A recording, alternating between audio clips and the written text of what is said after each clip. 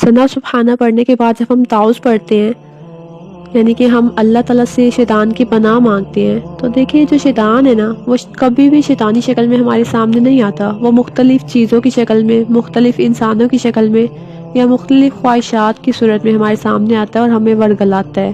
और पता है, शैतान को सबसे ज़्यादा गुस्सा हम पे उस वक्त आता है जब अल्लाह ताला को हम पे सबसे ज़्यादा प्यार आता है। और अल्लाह ताला को सबसे ज़्यादा प्यार हम पे तब आता है जब हम सच्चे दिल से अल्लाह ताला की इबादत करते हैं, जब हम नमाज पढ़ते हैं। क्योंकि एक सजदा ही था जो शैतान ने नहीं किया था, और एक सजदा ही है जो वो किसी को भी करने नहीं देता।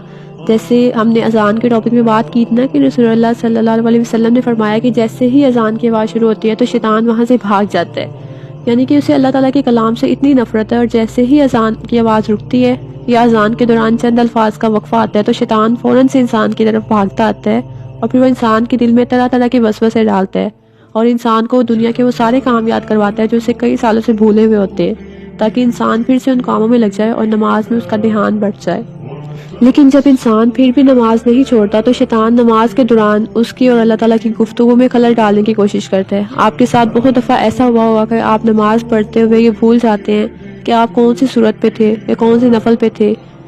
तो आप ये जान लें कि ये शैतान का काम है। शैतान दौरान नमाज इंसान का ध्यान बटाता है, कभी किसी चीज़ की तरफ कर देता है, कभी किसी चीज़ की तरफ कर देता है, ताकि इंसान सुकून से अल्लाह ताला की इबादत ना कर सके। क्योंकि जब आप पूरे दिल से नमाज नहीं पढ़ते ना, और नमाज पढ़ते पढ़ते उन अधूरे कामों के बारे में सोच रहे होते हैं, तो आपको नमाज में मज़ा कभी भी नहीं आएगा।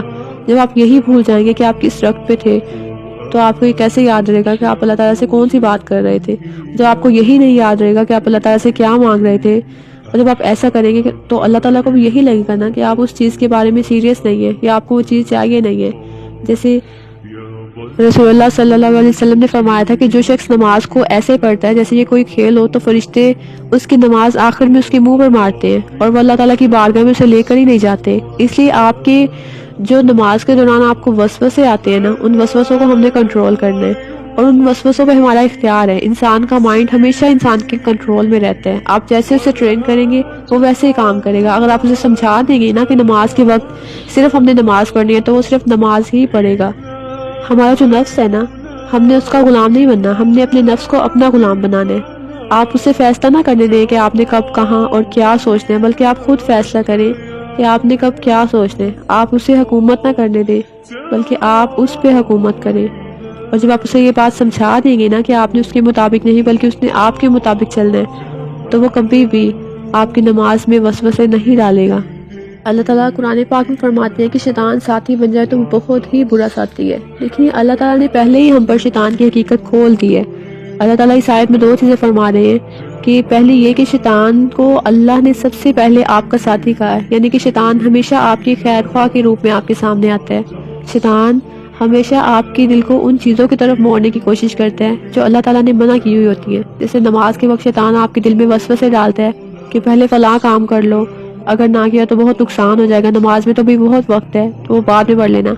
जैसे कोई गुनाह करने से पहले शैतान आपको बहलावा देता है कि इस काम को करने में बहुत मजा आएगा, खैर है बाद में माफ़ी मांग लेना। और जब आप उन शैतानी वसवसों को अहमियत देने लगते हैं ना, तो अल्लाह ताला आपको अहमियत देना छोड़ देता है। और जिसे अल्लाह ताला अहमियत देना छोड़ देता है, उससे ज़्यादा गैर अहम कोई भी नहीं हो सकता।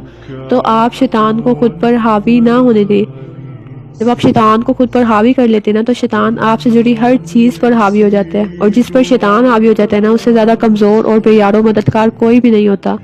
तो क्या आप ये चाहते हैं कि अल्लाह ताला आपको आपके हाल पर छोड़ दें? अगर आप ऐसा नहीं चाहते तो आपको अपने आप को शैतान के हाल पर नहीं छोड़ना। शैतान हमेशा आप पर हमला करेगा, क्योंकि अल्लाह ताला की लानत है उस पर, और आपने हमेशा उससे फाइट बैक करनी है, क्योंकि अल्लाह ताला शैतान को पसंद नहीं करते। जो अल्लाह ताला की राह में लड़ते हैं ना, अल्लाह ताला उन्हें बहुत पसंद करते हैं, और आपने अल्लाह ताला के पसंदीदा बंदों में बनना है। तो जैसे ही शैतान आप पे वार करता है ना, आप भी उस पर वार करें। जैसे ही अजान हो, शैतान आपके दिल में वसवसे पैदा करे, तो आप फौरन से उठकर खड़े हो जाएं, वजू करें, और फिर वजू करने के बाद जैसे ही आप चार नमाज पर खड़े हो जाएंगे ना, और शैतान आपका ध्यान बटाने लगेगा, तो फौरन से आपने नमाज की कलमात थोड़ी ऊंची पढ़ने लग जाने हैं। आपको कभी भी शैतान हरा नहीं सकेगा। शैतान तो सिर्फ ये चाहता है कि वो हमें अल्लाह ताला की याद से रोके, क्योंकि शैतान ने अल्लाह ताला से ये डेयर लिया था कि वो क़यामत तक हमें भटकाने की कोशिश में लगा रहेगा। तो आपने भी खुद से एक डेयर लेना है कि आप क़यामत तक शैतान के बहकावे में कभी नहीं आएंगे। आप खुद को चैलेंज करें, आप अपनी विल पावर को चैलेंज करें। हम सबको बहुत शौक होता है ना कि ट्रूथ एंड डेयर खेलने का, تو آج ہم نے خود کو ایک ڈیئر دے دیا کہ ہم کبھی بھی شیطان کو کامیاب نہیں ہونے دیں گے۔